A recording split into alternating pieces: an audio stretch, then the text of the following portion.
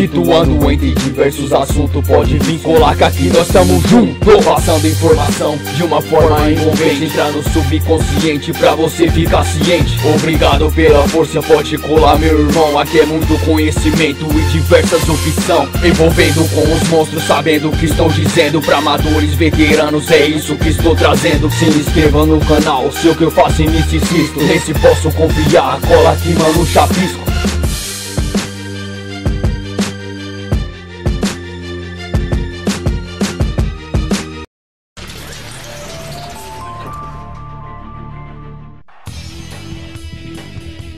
Desde o início da civilização, o homem tem fascínio pela força.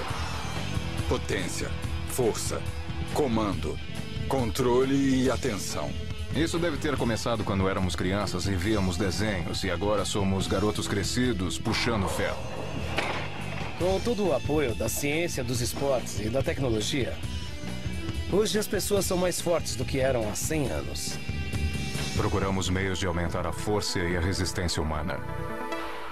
Em algum ponto, nós temos que parar de pensar e simplesmente deixar o corpo assumir.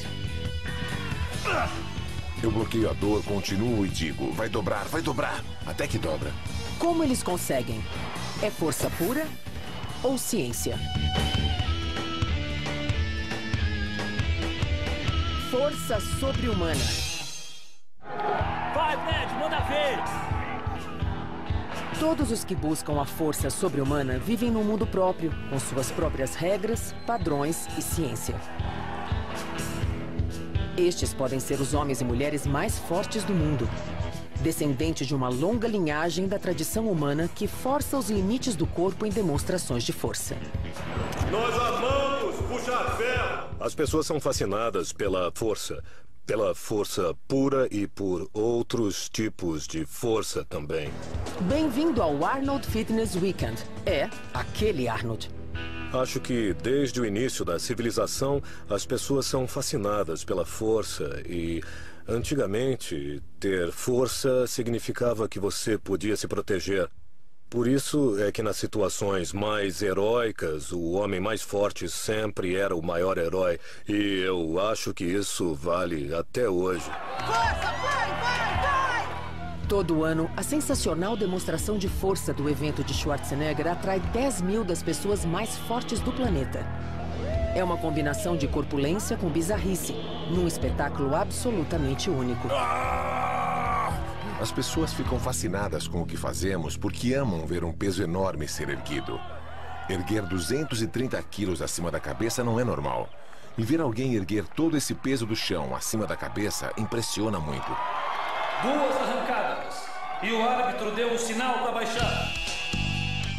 Esta é uma demonstração de força moderna, mas para testar seu poder, os concorrentes voltam ao passado. Como a roda de Apollon. Homens fortes erguem um enorme halter de 165 quilos, igual àquele que o famoso lutador francês Apollon ergueu no final do século XIX. Em mais de 100 anos, apenas 3 pessoas conseguiram levantá-lo. Esta competição em especial é só de força bruta. Ela não requer força cardiovascular ou resistência muscular, é força pura. E é uma prova muito popular desde o final dos anos 70, quando se espalhou como fogo de palha. Este é o maior teste de força no evento Strongman. Surpreendentemente, um competidor consegue erguê-lo 4 vezes. Parabéns! É um novo recorde! Depois de erguer um peso como esse, estabelecer um recorde mundial é como se conquistar uma coisa impalpável. Você precisa analisar, apreciar e depois se libertar da sensação para poder tentar bater um outro recorde. Quando erguemos mais peso do que o normal, o nosso sistema nervoso chama reforços, fibras musculares que não estavam atuando antes. Elas aumentam a força disponível. Depois, o músculo repara os danos, acrescentando células novas. Com a repetição desse processo, com o tempo, a massa muscular vai aumentando. E há muito músculo em exibição nesta prova. O levantamento de pneus de Jeep. Eles têm de levantar pneus imensos, presos a uma barra super resistente. Senhoras e senhores, vamos aumentar o peso. Um competidor ergue 442 quilos e estabelece um novo recorde mundial. É muito difícil, mental e fisicamente. Você tende a se concentrar muito, tende a usar a mente e quando acaba é um alívio. Aquele que vencer todas as provas do Strongman ganhará um Jeep Hummer e muito dinheiro para gasolina. O primeiro e o segundo colocados recebem $15 mil em prêmios. E existe uma variedade enorme de desafios para provar que você tem força sobre-humana. Provas de queda de braço, um desafio ao recorde mundial de supino. É isso, vai, vai! E todo o drama e comoção de lutas profissionais. Vai, 350! Há também as performances, como a dos irmãos Pellegrini. Estes italianos apresentam um número que é uma demonstração incrível de equilíbrio e força.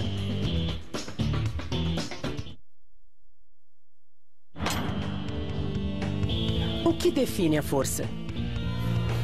A graça ao levantar o irmão? Ou os músculos salientes desses fisiculturistas? É uma pergunta frequente. Como você avalia qual é o mais forte? É aquele que ergue mais peso do chão? Aquele que consegue erguer mais peso acima da cabeça? Ou aquele que consegue, digamos, carregar 360 quilos rampa acima?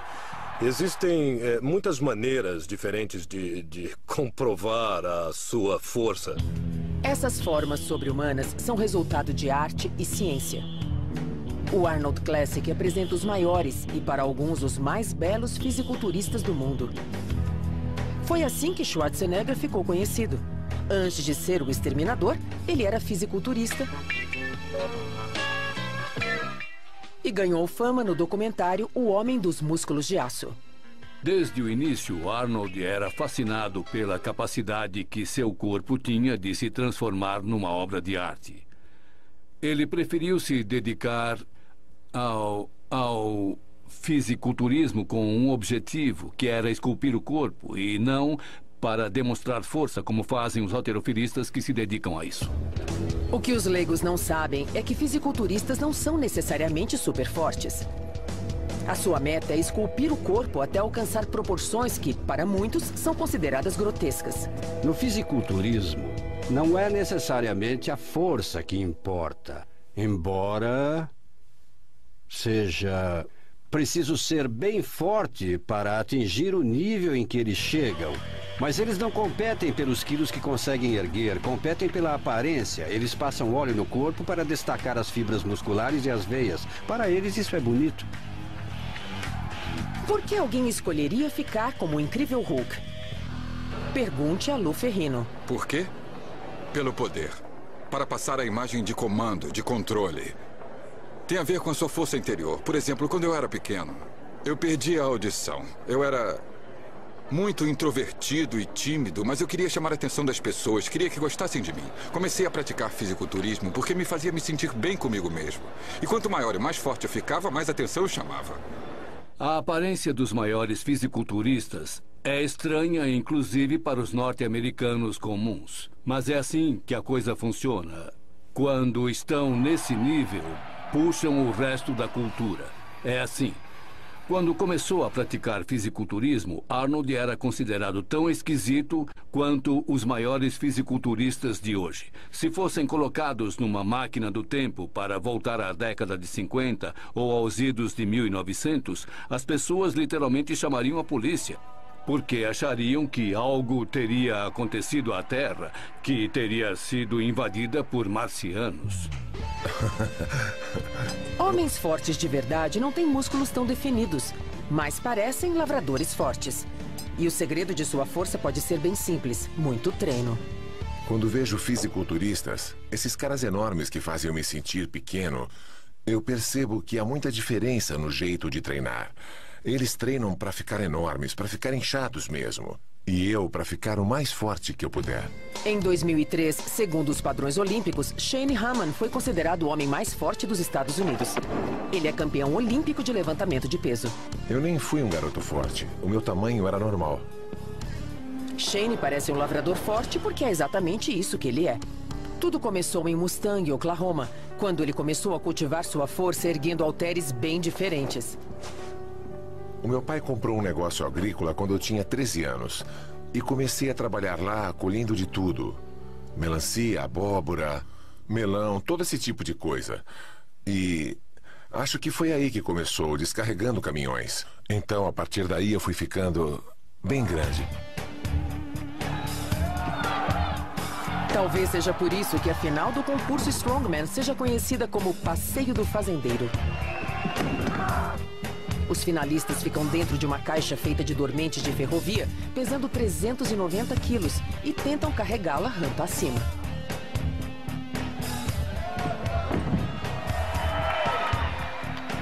Seis dos 8 participantes fracassam completamente. Até que chega o norueguês.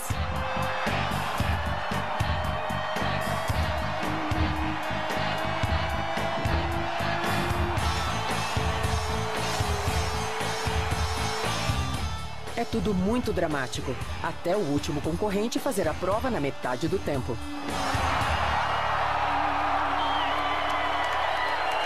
Quando o público vê o homem mais forte do mundo em ação fazendo algo extraordinário, ele aplaude de pé porque pensa, eu admiro isso. A Maria conseguir subir essa rampa ou levantar um halter de 90 quilos sobre a cabeça, ou então a roda de Apolon, seja qual for o número apresentado. Todos que estão lá em cima amariam fazer esse tipo de coisa. Poder Viking!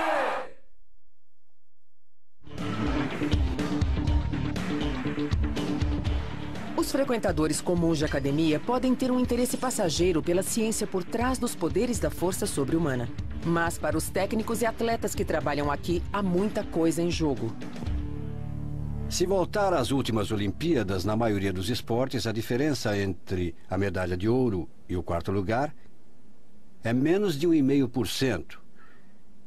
Então, o que tentamos fazer de verdade é compensar esse 1,5%. A questão é que não haverá muita diferença entre os 3 primeiros colocados e o 4º lugar que não conseguiu chegar lá por pouco. Então, a ideia nesse caso é pôr mais 1 quilo naquela barra no levantamento seguinte para, no fim, somando tudo, conseguirmos passar à frente e termos um vencedor. Braços flexionados, vamos! No Centro de Treinamento Olímpico dos Estados Unidos, em Colorado Springs, humanos treinam para ter um desempenho com a força e precisão de máquinas. Este programa de ciência desportiva é um dos mais avançados do mundo. Eu sou o produto final. Eu faço a minha parte. Eu treino bastante, mas tem muito mais coisas por trás disso, além de mim mesmo. Sabe, tem uma equipe de umas 100 pessoas que fazem muitas coisas que vão me ajudar. Mais um. Tá bom. Os treinadores usam todos os truques conhecidos e muitos que ninguém nem imagina, talhados para qualquer esporte olímpico. Ótimo, excelente. Este é um teste para medir a força do soco de um pugilista. E como o rapaz que faz a demonstração não possui essa força, ele usa um bastão. Muito bom, excelente. Isso pode parecer um capacho comum, mas ele mede com precisão a força gerada por um salto. Precisa ficar atrás da linha. Este teste Muito é usado bem. para medir a velocidade e analisa a mecânica da passada de um corredor. Foi bom demais, está cada vez melhor. Na biomecânica esportiva, nós temos um monte de brinquedos para brincar. Então, eles basicamente servem para medir força ou então servem para captar imagens. E hoje nós usamos imagem e vídeo. A ciência dos esportes olímpicos usa esses brinquedos para maximizar os resultados do treinamento implacável. Às vezes eu sento e penso o que estou fazendo agora e digo, isso é loucura. Sabe, estou aqui levantando peso sobre a cabeça todo dia. Mas o que é isso? Por que eu faço isso? Mas eu faço porque eu gosto. E faço porque sou esportista. Isso me leva aos Jogos Olímpicos e minha meta é medalha de ouro. É por isso que eu faço. O levantamento de peso olímpico não distingue sexos. Tara Nott treina tanto quanto Shane. Quando digo às pessoas que adivinhem qual esporte eu pratico, elas dizem ginástica. Tipo uma ginasta aposentada ou alguma coisa diferente. Elas não imaginam que é levantamento de peso. É rápido na subida. Dragomir Shroslan é um dos treinadores de elite dessa área do mundo olímpico. Quando Shane levanta esse peso todo, acontece uma coisa incrível. Uma complexidade de fatores contribui para um desempenho notável. Estamos falando de força, explosão, velocidade, aceleração, produção de potência E tudo isso é um resultado de um equilíbrio perfeito entre concentração e coordenação motora. Quando Shane levanta um peso, seu cérebro manda um impulso nervoso através da coluna até seus bíceps. Esse impulso nervoso causa a liberação de substâncias químicas chamadas neurotransmissores nas fibras musculares, que provocam o retesamento do músculo e Shane levanta o peso. Este dispositivo mede o potencial de explosão. É uma força necessária em muitos esportes e o aparelho se chama Force Rack. O velocista precisa dessa explosão na saída, o jogador de vôlei para subir a rede e o levantador de peso para erguer o halter. 3, 2, 1, vai!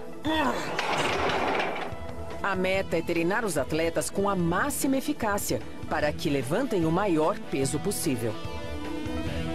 Quer seja aumentando o seu poder de explosão.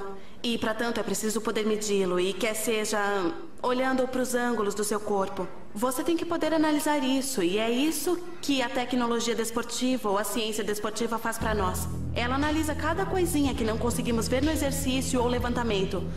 Porque é rápido, é explosivo. Hoje, a ciência de ponta dos esportes olímpicos oferece aos atletas acesso imediato à informação. Por exemplo, este teste para levantadores de peso é tão novo que é a primeira vez que Shane o experimenta. O que eu gosto no sistema é o fato de que podemos estudar a cinemática e podemos então sobrepô-la à imagem real, entendeu? Isso é incrível. A cinemática, ou ciência do movimento, é rastreada com precisão pelo computador, registrando a força e velocidade do levantamento de Shane. Agora ele pode obter toda essa informação com um replay instantâneo. Antes não tínhamos nada assim.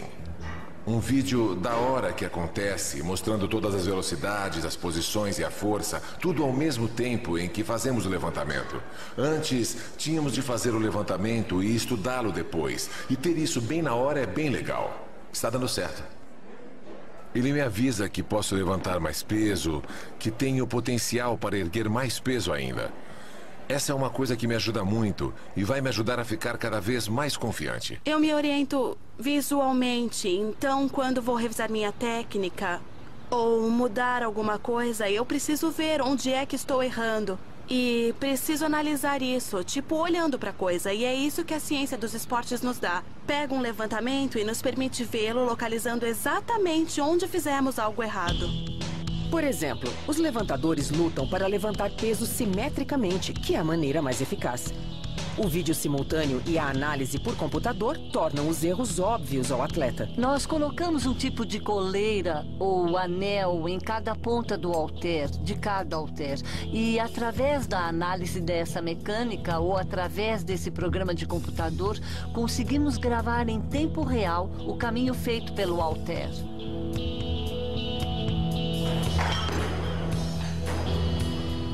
Tara Nott levanta mais que o dobro do peso de seu corpo. Ela pesa apenas 47 quilos e ergue 102. Então, a pergunta na ciência da força sobre-humana é: tamanho é documento? Há uma concepção errônea de que somos enormes e que somos muito fortes. Como os fisiculturistas, mas não somos. E podemos ser pequenos. Posso andar pela rua sem ninguém saber que sou levantadora de peso. E isso é divertido. Existe uma relação entre tamanho e força absoluta. Quer dizer, embora uma formiga, em termos de equivalência, seja mais forte do que um elefante, o elefante ainda tem mais força absoluta. Então, Shane é mais forte em termos absolutos.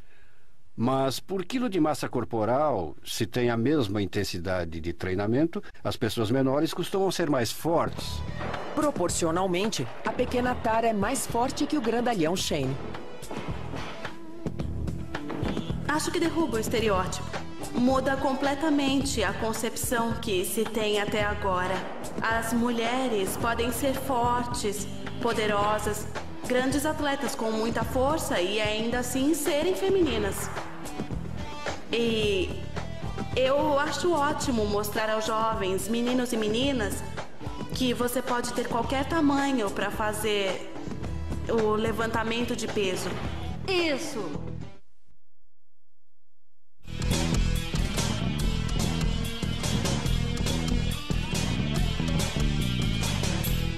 O poder da mente sobre a matéria pode produzir feitos surpreendentes de força sobre-humana.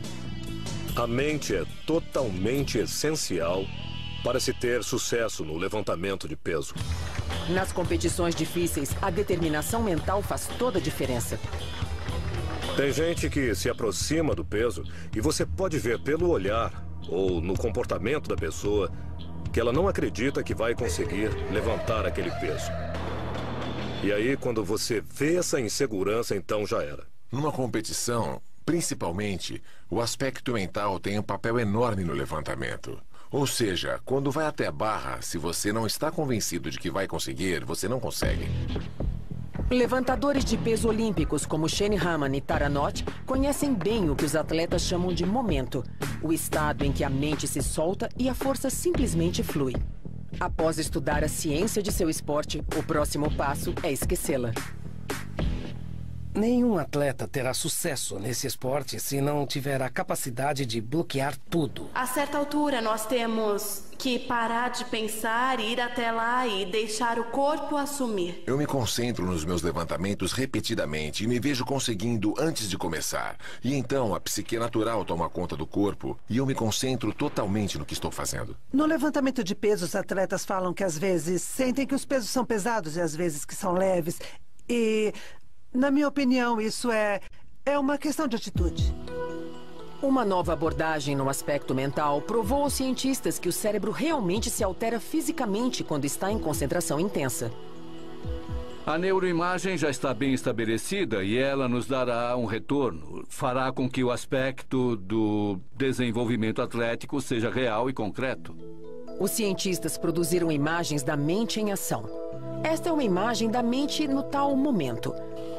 Atiradores, golfistas e jogadores de basquete foram conectados a eletrodos e mapeou-se a atividade de seu cérebro pouco antes de entrarem em ação.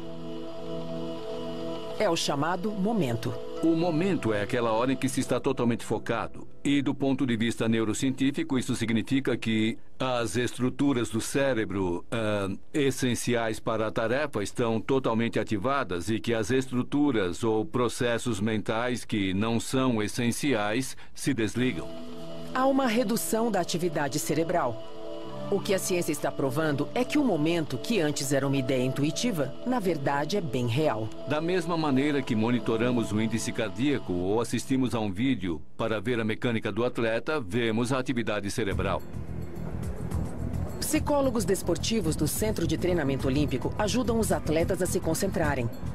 Eles treinam os atletas até que fiquem quase no piloto automático. A ideia do desempenho se tornar praticamente automático também é real. Os cientistas a chamam de memória muscular. Um exemplo seria aprender a andar de bicicleta com 10 anos de idade.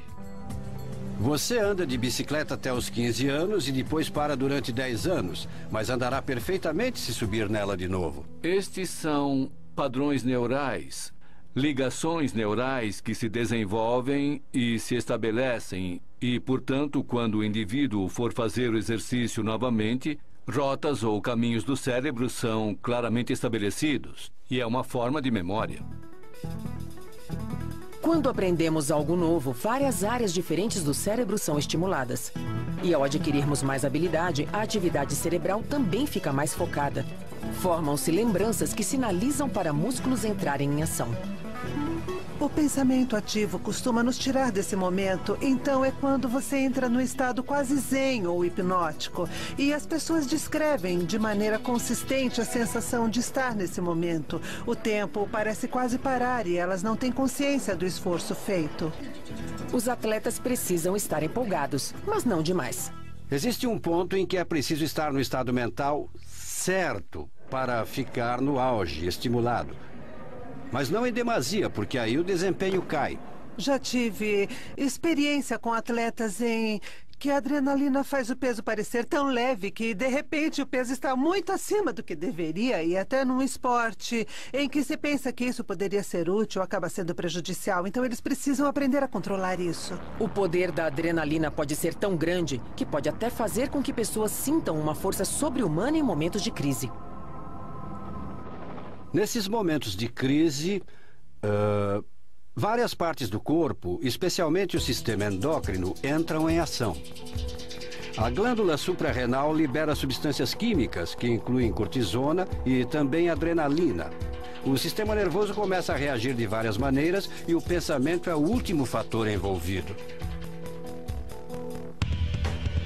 Nós temos uma reação instintiva ao estresse, que libera hormônios na corrente sanguínea. Os hormônios nos dão mais força e resistência, nos deixam prontos para lutar. Acho que não há dúvida nenhuma de que as pessoas fazem coisas extraordinárias, em circunstâncias extraordinárias, sem sequer pensar nelas. O corpo reage fisiologicamente e temos vários mecanismos fisiológicos em ação. Histórias reais do poder da adrenalina viram notícia. Uma texana encontra uma força desconhecida e tira o marido de 90 quilos, deficiente físico, de sua casa em chamas. A pequena Dot Barnes, de 72 anos, luta com um alligator e salva a vida da amiga. Vance Flossenzier até consegue arrancar um tubarão de cima de seu sobrinho. Ouvi o meu filho gritar tubarão e ouvi um grito. Eu me virei e vi uma mancha de sangue no lugar onde os meninos estavam. Aí corri para lá e quando cheguei, percebi que era o Jesse. O tubarão pegou o braço dele. A cauda do tubarão estava perto de mim e eu não sabia bem o que fazer. Mas eu agarrei pela cauda e quando puxei, nem tive tempo para pensar. Ele precisou de uma força espetacular para dominar o tubarão, que tinha mais de 2 metros e pesava cerca de 90 quilos. Não sou um super-homem, eu sou apenas um homem, certo? Mas demonstrou uma força sobre-humana no dia em que salvou a vida do sobrinho. O braço de Jesse foi retirado do estômago do tubarão e reimplantado. Mas pessoas que sofrem uma descarga de adrenalina muito alta podem se tornar perigosas. Especialistas treinam policiais para lidar com situações ameaçadoras, quando prisioneiros ou criminosos têm surtos de adrenalina e não podem ser subjugados com medidas comuns.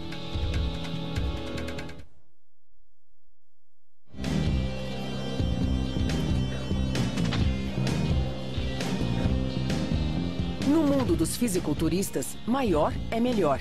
E existe até uma psicologia por trás disso. Aqueles que são naturalmente fortes são medidos pelos outros todo dia. Muitas vezes, quando ando por aí, e uns caras da academia que me veem e acham que são grandes, talvez na academia deles eles até sejam grandes, mas parece que eles... Tem vezes que eles incham o peito e eles me olham assim, tentando parecer maiores. E nessa cultura, ser grande tornou-se uma meta em si. Acho que isso é natural para os homens. Querer ser bem maiores do que são. Sabe, muitos só querem ser grandes. E quando você dá de cara com outro cara grande, tenta parecer maior ainda. Acho isso muito engraçado.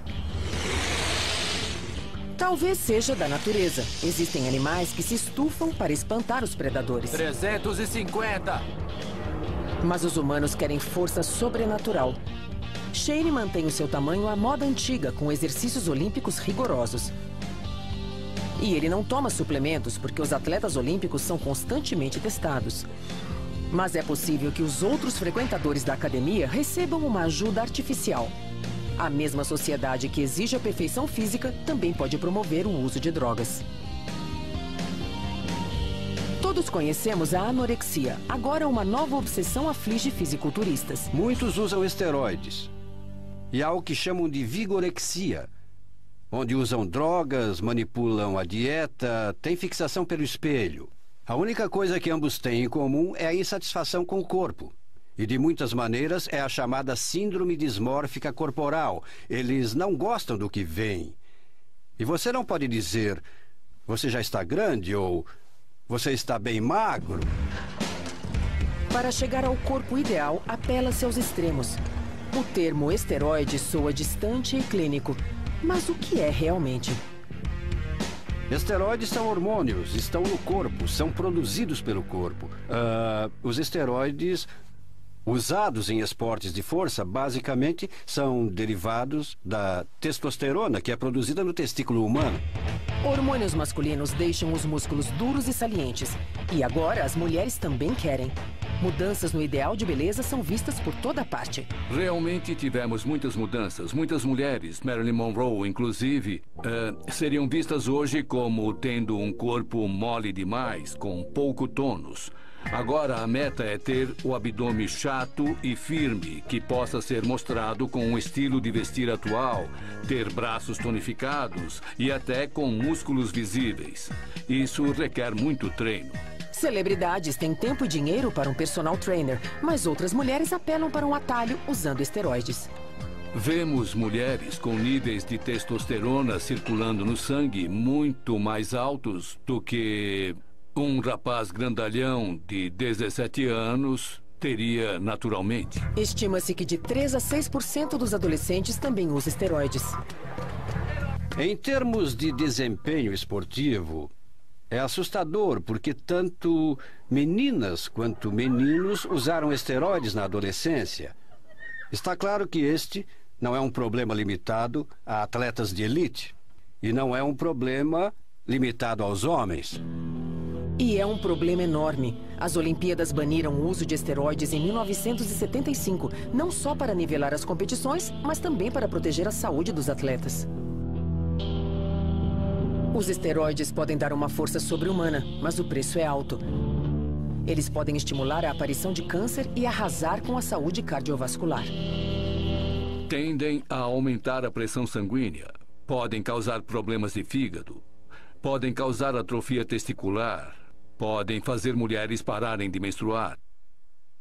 Há toda uma gama de problemas físicos que eles podem causar. Os esteroides estão em cena desde meados da década de 30.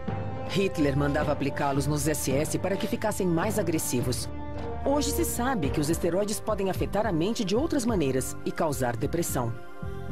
Eles podem fazer as pessoas exibirem sintomas maníacos e ter pensamentos muito inadequados.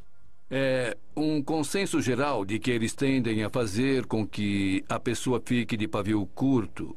Ela fica mais temperamental, mais sensível, menos disposta a perdoar, mais rápida em partir para a briga. Se as terríveis ameaças à saúde física e mental não intimidam, os vaidosos devem saber que os esteroides também podem causar acne e calvície prematura. Além do uso indiscriminado de esteroides, há uma série de imitações que invadiu o mercado. Embora sejam vendidas como drogas, são comercializadas como alimento e são legalizadas. Alguns dos chamados suplementos alimentares imitam os efeitos dos esteroides e podem ser tão perigosos quanto eles. Mas, como estudos de longo prazo ainda não foram realizados, eles são vendidos livremente. A Andro parece um esteroide e no corpo se transforma no hormônio testosterona, que é um esteroide. Eu chamo de mãe de todos os anabolizantes. A androstenediona, ou Andro, é apenas mais um suplemento que escapa do funil das autoridades. Esse detalhe técnico levou ao crescimento de uma indústria bilionária. Em 1998, o herói do beisebol, Mark McGwire, reconheceu que estivera usando 2 suplementos em seu treinamento, a Andro e um aminoácido que aumenta a energia chamado creatina. Nenhuma das substâncias é proibida pela Liga de Beisebol Profissional. Naquela temporada, McGwire fez 70 home runs, superando o duradouro recorde de Roger Maris. Quando Mark McGwire surgiu, ninguém conhecia a Andro. A lei nem sequer previa problemas com ela. Mas um jogador de beisebol pôs a Andro no mapa, que se tornou essa indústria enorme. McGwire não fez segredo do uso do suplemento, mas criou controvérsias na Liga de Beisebol sobre todos os seus home runs. Os suplementos teriam lhe dado uma força sobre-humana? Usar o suplemento produziu 70 home runs.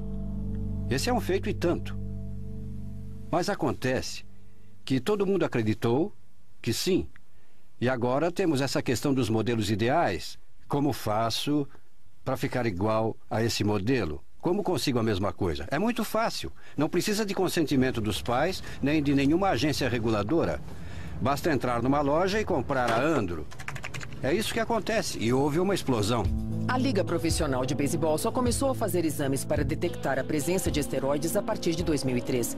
Mas a controvérsia dos suplementos está longe de acabar. Ontem, em Fort Lauderdale, um lançador de 23 anos, Steve Beckler, morreu de internação um dia depois de treinar em Fort Lauderdale.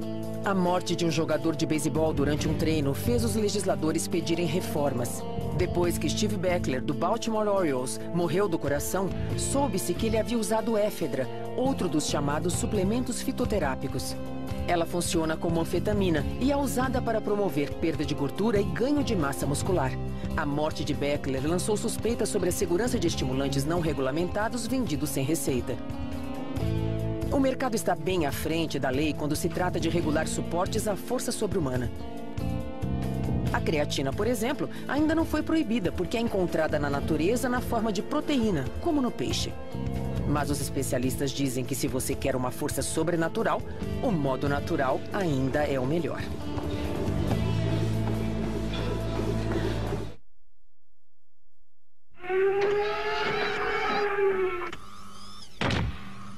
Faz tempo que os humanos fantasiam que a ciência nos dará força sobre-humana para combater nossos demônios, ou extraterrestres, como neste caso. Mas os supertrajes, como o que Sigourney Weaver usa, não são mais fantasia. Eles já estão sendo desenvolvidos por cientistas. Nós literalmente pegamos aquilo que a Sigourney Weaver tinha em Alien, aquela máquina enorme que ela operava. Então nós criamos um traje com a mesma capacidade, mas agora esse traje é usado como uma roupa comum. Cientistas procuram maneiras de instilar superforça no uniforme de soldados e de construir o que chamam de exoesqueletos blindados. Hoje temos exoesqueletos para soldados. Aquelas coisas que eram de faz de conta nos filmes e na TV de 15 e 20 anos atrás podem ser usadas por soldados individualmente. E quando nós falamos de força sobre-humana, não falamos de músculos, mas falamos de capacidade. O Exército, institutos de pesquisa e empresas privadas como a Sarcos, em Utah, estão trabalhando em sistemas de aumento de força que até os super-heróis invejariam. E uma agência governamental pouco conhecida, a Agência de Projetos de Pesquisa Avançada de Defesa, ou DARPA, está desenvolvendo algo chamado exoesqueletos para aumento do desempenho humano. Procuramos maneiras, principalmente as mecânicas, de aumentar força e resistência humana. Em outra palavra, força sobre-humana, na forma de um exoesqueleto. Veja, por exemplo, um inseto. A definição de exoesqueleto é um esqueleto na parte externa e não no interior como o nosso. E a razão para se colocar algo pelo lado de fora em termos de engenharia é porque ele oferece lugares para inserir coisas como motores, movimentar o exoesqueleto. Armado com um projeto da DARPA, o soldado de hoje não será reconhecível amanhã. Com a ajuda do exoesqueleto, um soldado carregaria facilmente até 180 quilos de equipamento por até 4 horas e sem ficar cansado. Estamos chegando ao limite máximo do que o sistema biológico pode fazer no máximo de seu desempenho, então precisamos ter um adicional mecânico, se necessário, para levar cargas acima do peso que o homem pode carregar. Essa força sobre-humana agora é fornecida pela tecnologia ou por uma máquina. Portanto, quando o soldado chega ao seu destino, está mais forte, porque não precisou exigir tanto dos músculos só para chegar até lá. O exército norte-americano também trabalha num realçador de força, o programa Future Warrior, ou Guerreiro do Futuro, com lançamento previsto para 2025. A força sobre-humana talvez não venha de um exoesqueleto, mas da ciência conhecida como nanotecnologia. A força pode ser inserida no uniforme do soldado em nível molecular. A nanotecnologia utiliza materiais em escala submicroscópica.